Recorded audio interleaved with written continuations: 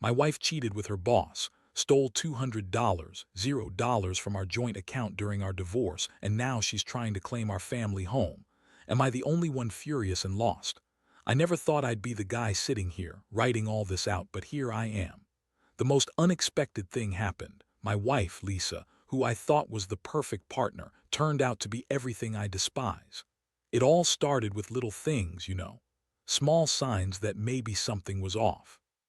She'd be secretive about her phone, always hiding it when I was around, but I just brushed it off. I figured she was just being private or maybe had some work stuff she didn't want to share. Little did I know, those tiny red flags were just the beginning of a nightmare. It was about 3 months ago when I first noticed her acting differently. She'd come home late from work more often, claiming she had to stay late for important meetings, but her stories didn't add up. She'd get defensive when I asked questions, snap at me for no reason, and I caught her deleting messages on her phone more than once. I even saw her get a little too close to her boss, Mark, during a company dinner. I told myself I was overthinking it, maybe I was just paranoid, but then things started to escalate. One night I came home early from work because I wasn't feeling well. I decided to surprise her, thinking maybe we could have dinner together just like old times. I unlocked the door and stepped inside. That's when I saw her. She was on the couch, half naked, with her legs wrapped around Mark. They were in the middle of what looked like a heated, passionate kiss. I froze. My heart dropped. I couldn't breathe. She saw me, her eyes widened, and she quickly pulled away, trying to act innocent. But it was too late. The damage was done. I stood there, stunned, unable to speak. My mind was racing. How long had this been going on? How could she do this to me, to us? I felt this insane mix of anger, betrayal, and heartbreak all at once. I wanted to scream, to cry, to punch something. It was like my entire world was crumbling in that moment. I couldn't believe she'd been cheating on me. With her boss, Mark, and worse, I had no idea how long she'd been lying to me. That's when I knew I had to confront her. I couldn't keep pretending everything was fine. I had to hear it from her directly, what the hell was going on. So I waited until she came home the next evening. She was acting normal, like nothing had happened, but I wasn't buying it. I called her out right away. I told her I saw her with Mark, that I knew about the affair. Her face turned a shade paler, then instantly she started spinning her usual lies. "You're overreacting," she said. "It was just a kiss, it doesn't mean anything. You're making a big deal out of nothing." She tried to make me feel guilty, saying I was paranoid, that I didn't trust her, but I wasn't about to buy her bullshit. I told her I wanted the truth, no more lies.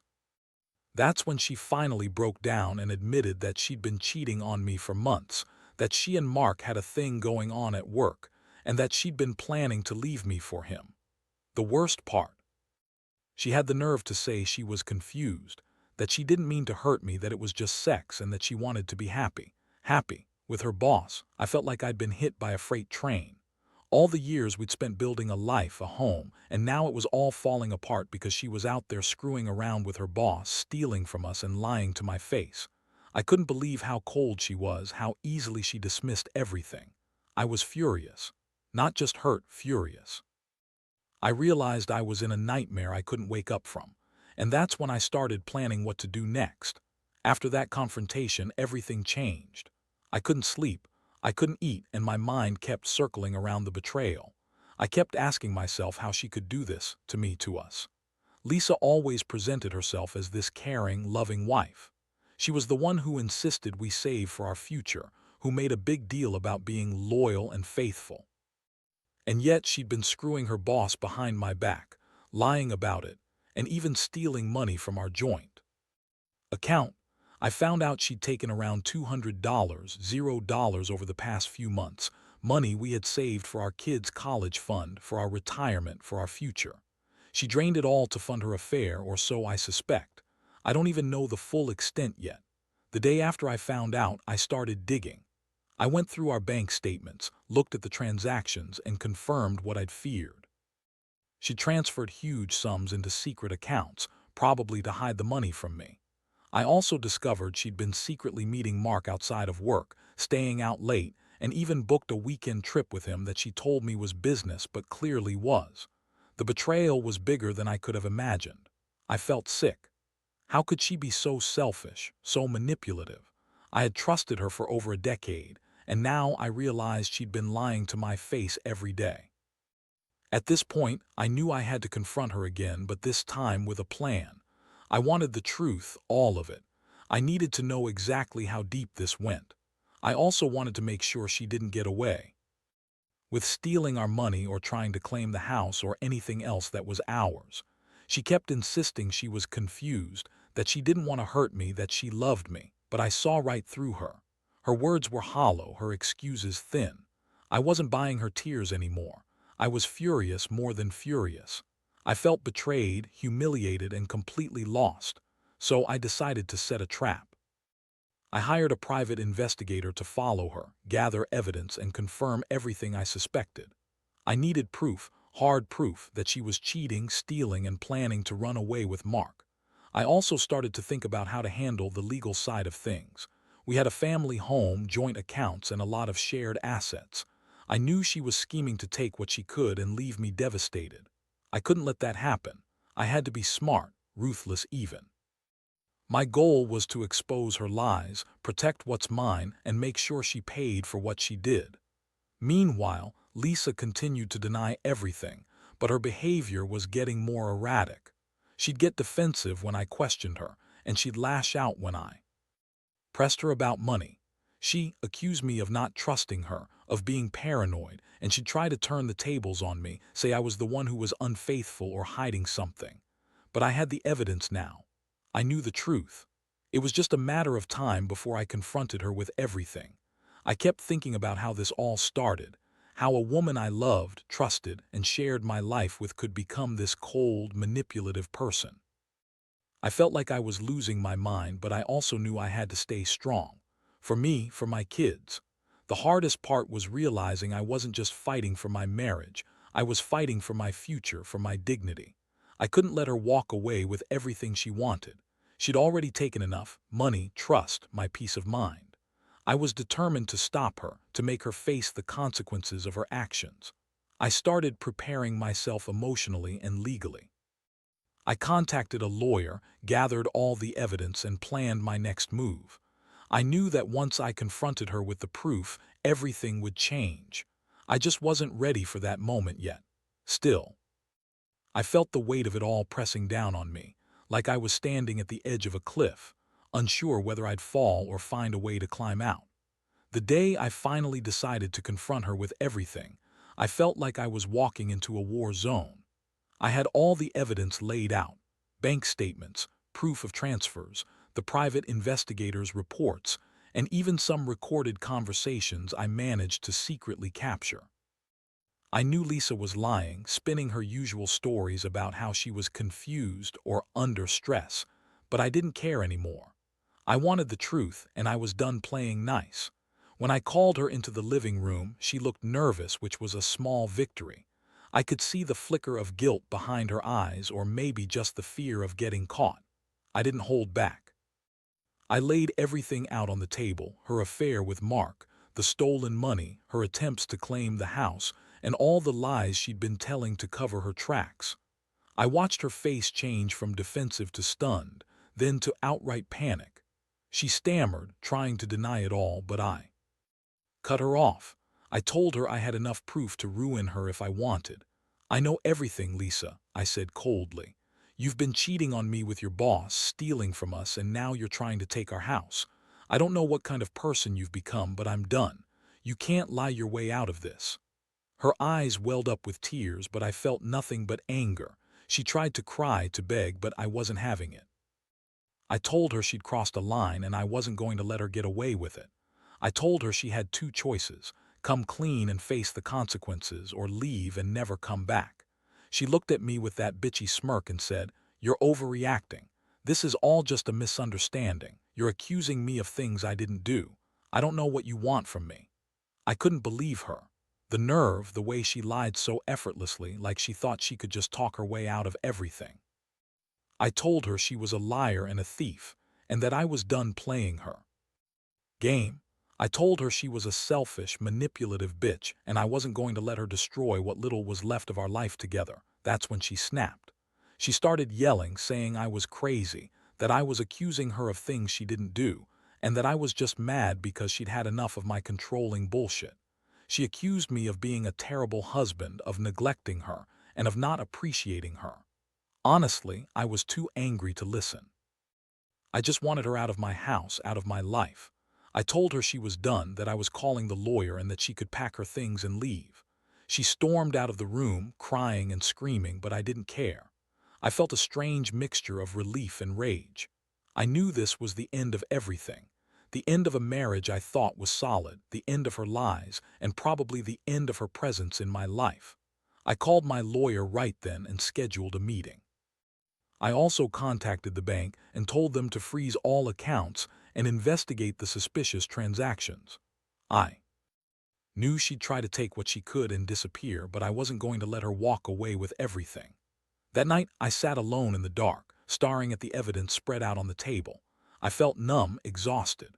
Part of me wanted to believe there was still some way to fix this, but deep down, I knew she had burned that bridge long ago. The betrayal ran too deep. The money she stole, the affair she had, the lies she told. I realized I had to start thinking about protecting myself and my kids. That's when I made the decision to divorce her and take back control of my life. It's not just about the money or the house anymore. It's about reclaiming my dignity after being betrayed so completely. I just hope I'm strong enough to see this through. The days that followed were a blur of legal meetings, phone calls, and endless nights of trying to process everything. I spent hours with my lawyer, going over the paperwork, figuring out how to get her out of the house, and making sure I had a solid case to stop her from claiming our home. She kept trying to call me, message me, even show up at the house, but I blocked her everywhere. I couldn't let her manipulate me anymore. Every time I thought about her lying, cheating, stealing, I felt a fresh wave of anger. How could she do this to us? To me? To the life we built? I also started digging into her financials even more. Turns out she'd transferred the $200, $0 into a secret account, probably to hide it from me. I hired a forensic accountant to trace the money, and what I found was staggering. She'd been funneling money into offshore accounts, making it almost impossible to recover everything. She'd also been funneling some of it into her personal accounts under fake names. I was furious. She had stolen from us, lied to my face, and now she was trying to claim our house as her own. I knew I had to act fast if I wanted to stop her. Meanwhile, Lisa's behavior got more erratic. She'd send me venomous messages, accusing me of being controlling and jealous, even though I had every reason to be angry. She yelled at me that I was just jealous of her success, that I was trying to ruin her, and that she deserved to have the house because she worked hard for it. Honestly, I was disgusted. Her words didn't even sound like her anymore. She was just trying to manipulate the situation, spin things to her favor. I saw through her lies, but I knew I had to be strategic. I couldn't let her spin her way out of it. One night she showed up unexpectedly, trying to guilt-trip me into letting her stay, claiming she was sorry and that she'd change. I told her to get lost. I told her there was no coming back from this, that I knew everything, that I was filing for divorce, and that I'd fight her for the house, the money, everything. She yelled, called me heartless, and called me a loser, but I didn't care. I knew I had the law on my side, and I was prepared to fight her for every penny and every inch of that house. The emotional toll was brutal. I'd wake up in cold sweats, feeling betrayed, angry, and exhausted. I kept replaying all the moments when I thought we were happy, when I believed she loved me. It was like a punch in the gut every time, but I also started to realize that holding onto hope was pointless. She had made her choice, and I had to accept that. The only way forward was to protect myself and do what I could to rebuild. I started reaching out to friends and family, trying to get some support. Some told me to fight, some told me to walk away. Honestly, I didn't know what was right anymore. All I knew was that I couldn't let her take everything. I had to be smart, ruthless even. I filed the legal paperwork to freeze her assets and prevent her from claiming the house. The more I learned, the angrier I got. She stole from us, lied, cheated, and now she was trying to take what was ours. I realized I had to be relentless. I couldn't let her get away with it. Not this time. The legal process moved faster than I expected once I had all the evidence laid out. My lawyer filed for an emergency injunction to freeze her assets and prevent her from claiming the house. I was determined to stop her from pulling any more tricks. It was a brutal few weeks, waiting for court dates, gathering more documents, and dealing with her constant attempts to manipulate the situation. She kept trying to spin stories, claiming she was the victim, that I was trying to ruin her. But I wasn't buying her lies anymore. I knew what she was capable of, and I had the proof to back it up. She kept insisting she deserved the house because she worked hard for it. But I reminded her she had stolen from us, drained our savings, and lied for months. The judge saw through her bullshit, and I could tell from the look on her face that she was panicking. I felt a strange mixture of satisfaction and rage. I had finally taken control, and I wasn't going to let her walk away with everything. The court granted the injunction, and she was officially cut off from any access to our joint accounts and the house. The day of the hearing, I was nervous but also relieved. I knew I had all the evidence and I knew the truth. When the judge asked her questions, she faltered. Her lies started unraveling in real time. She tried to deny everything, but I had bank statements, recordings, and even witnesses to prove her affair, her theft, and her scheming. The courtroom was tense. When the judge finally ruled in our favor, barring her from claiming the house and freezing her accounts, I felt a wave of relief wash over me. It was a small victory, but it meant everything. After the court decision, Lisa's true colors came out even more. She went on a tirade, calling me heartless, vindictive, and even trying to turn our kids against me. She's been trying to manipulate everyone around her, but I don't care anymore. I've realized I can't trust her, and I've got to focus on rebuilding my life and protecting my children from her chaos. I've already started working on a plan to move forward, getting a new place, making sure she doesn't get any more of our money, and ensuring she can't come back and mess everything up again. The hardest part now is dealing with the emotional fallout. I feel betrayed, angry, and exhausted, but I also feel a strange sense of liberation. The woman I thought I knew was just a facade, and now that I see her for what she truly is, I can finally start to heal. It's not over yet, but I know I'm finally in control of my future. I've learned that trust is fragile. Money can be stolen in the blink of an eye, and sometimes you have to fight tooth and nail just to keep what's rightfully yours. I don't regret fighting for what's mine, my dignity, my money, my home, and I'll keep fighting until I'm finally free of her lies and manipulation. Would you like me to continue with the final part? Looking back now, I realize how much I've been through and how much I've learned from it all. The betrayal cut deep, more than I ever thought possible, but somehow I found a way to pick myself up and fight back. I've come to see that trust, once broken like that, is almost impossible to fully repair. But what I can do is rebuild my life, piece by piece, and make sure I never let someone manipulate or betray me like that again. The experience taught me that money, no matter how carefully you think you've protected it, can vanish in an instant if someone's reckless or dishonest enough. Lisa's theft of $200, $0 was a gut punch I'll never forget. It shattered my sense of security and forced me to confront the reality that sometimes the person you love the most can turn out to be your biggest enemy. But it also made me realize that I have the strength to stand up and fight for what's rightfully mine. I learned to be more cautious, more guarded, and more aware of the signs I might have missed before. Most importantly, I learned that revenge isn't about hurting her back. It's about protecting myself and ensuring she doesn't get away with her lies anymore. I wanted justice, not just for the money or the house, but for my dignity. I wanted her to see that her actions have consequences and that I'm not going to be a victim anymore. Moving forward, I plan to rebuild my relationship with my kids, who have been my anchor through all this chaos. They deserve stability, honesty, and love, things Lisa couldn't give them anymore. Reflecting on everything, I can honestly say I'm a lot stronger than I thought I was. I've learned to trust my instincts, to stand firm, and to never let anyone take advantage of my kindness or my trust again. I want to warn others out there. If you're in a situation where you suspect betrayal, don't ignore your gut. Gather your evidence, stay calm, and fight for what's yours. Sometimes, the only way to truly move on is to take control and refuse to let anyone ruin your life. I'm still healing, still rebuilding, but I know I'm on the right path. The pain will fade, but the lessons will stay with me forever. I hope my story serves as a warning and a reminder.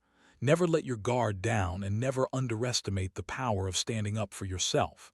I lost a lot, but I gained clarity, strength, and a new sense of purpose. And that, more than anything, is what will carry me through. That's all I have to say. Thanks for listening.